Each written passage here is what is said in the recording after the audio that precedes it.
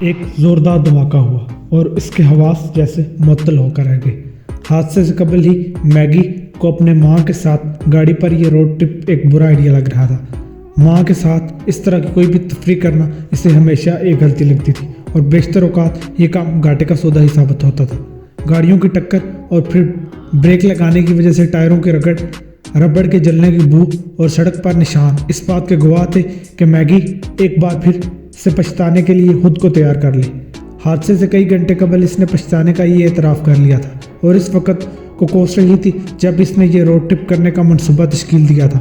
اس کی ماں کیتھی بار بار رکنے کی فرمائش کر رہی تھی کیونکہ اسے کچھ کھانا تھا۔ کہیں رک کر کچھ کھا لیتے ہیں، کیتھی کوئی 10ویں بار بولی تو کئی مرتبہ نظر انداز کرنے کے بعد آخرکار میگی نے فریڈی اینڈ ڈائنز کی پارکنگ میں گاڑی روک دی۔ یہ نہ لنچ کا وقت تھا نہ ہی ڈنر کا، لیکن کون میگی کی ماں کو یہ بات سمجھاتا۔ ڈائنز کے نیون سائن کا آخری حرف حوادث زمانہ کا شکار ہونے کے بعد غائب تھا اور اب محض ڈائن کا لفظ جگمگا رہا تھا۔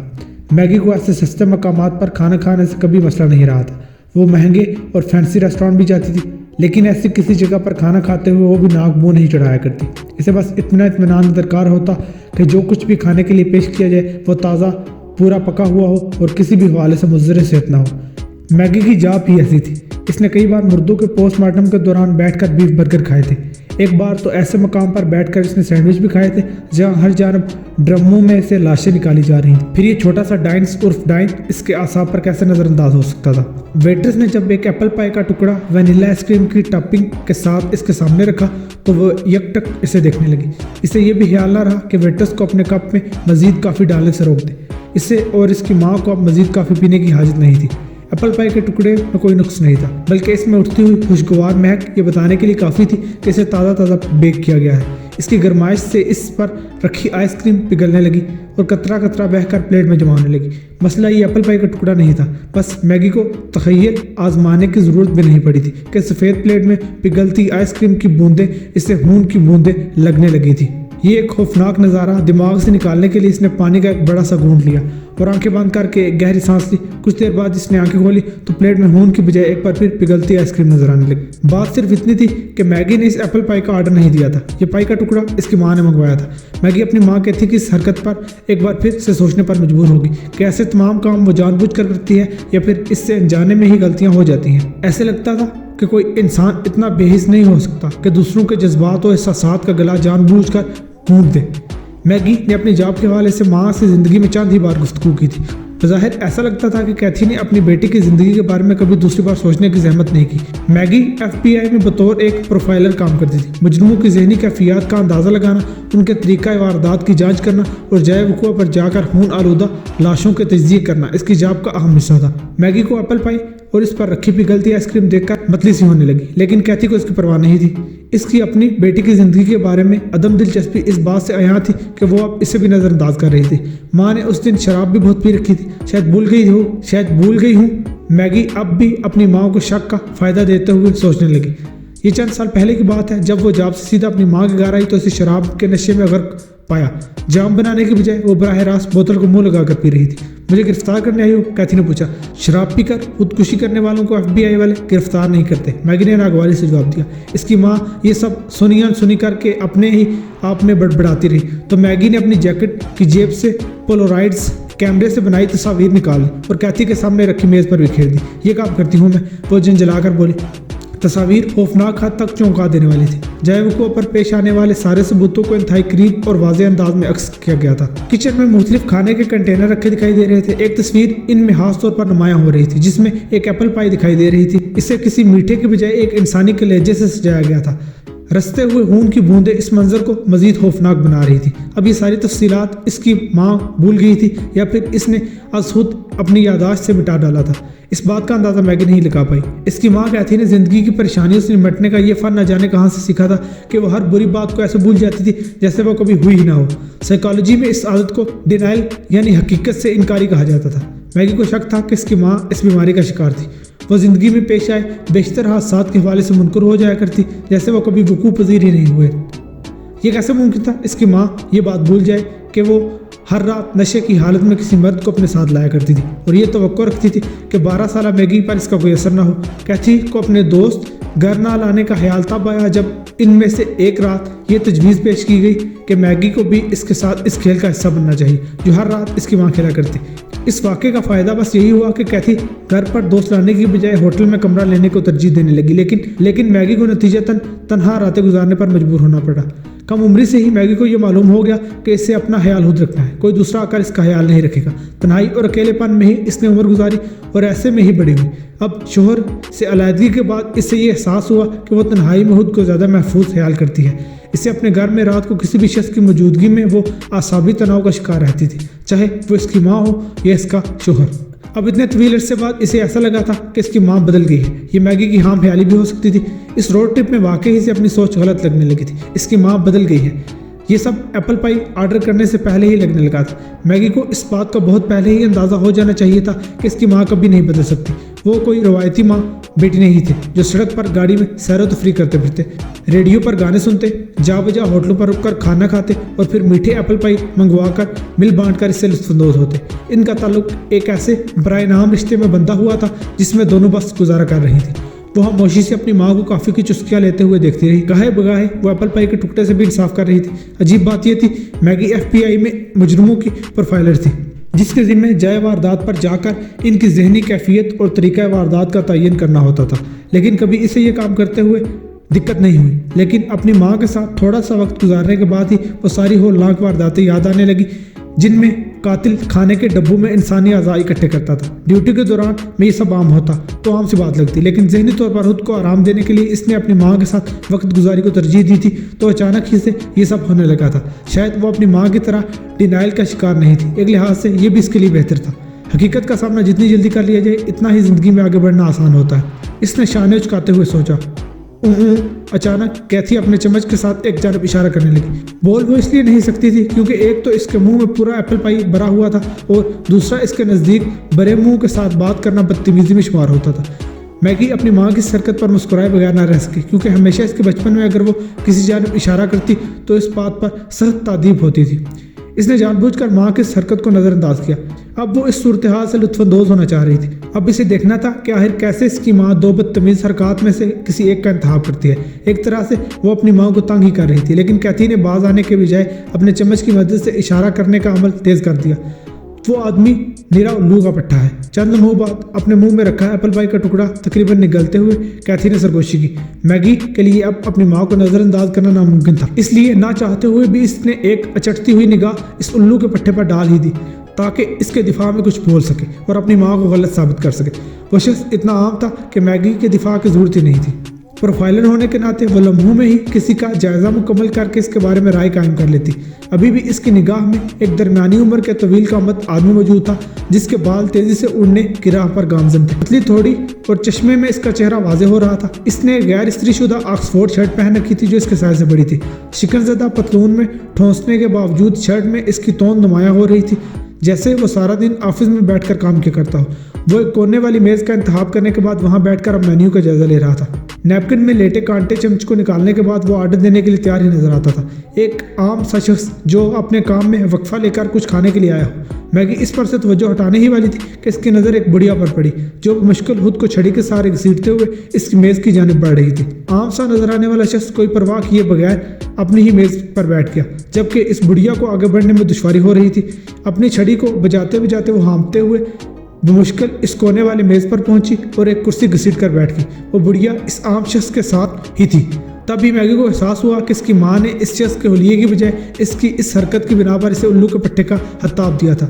وہ ان کی جانب سے توجہ ہٹا کر اپنی کافی کی جانب دیکھنے لگی۔ وہ زیادہ دیر تک ان لوگوں کو نہیں دیکھنا چاہتی تھی، ویسے بھی اب اجالت محسوس ہو رہی تھی کیونکہ وہ اس شخص کے بارے میں اپنی ماں کی رائے سے متفق تھی۔ اپنی بوڑھی ماں کی بجائے خود پر توجہ دینے والا شخص اس کی نظر میں بھی الو کا پٹھا تھا۔ چچ چچ چچ کیتھی کے حلق سے نکلتی یہ تعصف آمیز بلند آوازیں اسے سخت زہر لگ رہی تھی۔ اسے الو کے پٹھے شخص سے زیادہ اب اس بات پر غصہ آ رہا تھا کہ اس کی ماں یہ آوازیں کیوں نکال رہی ہے۔ ڈائنس میں باقی بیٹھے ہوئے لوگوں کے سامنے اسے شرمندہ کرنے میں کیتھی نے کوئی کسر نہ چھوڑی۔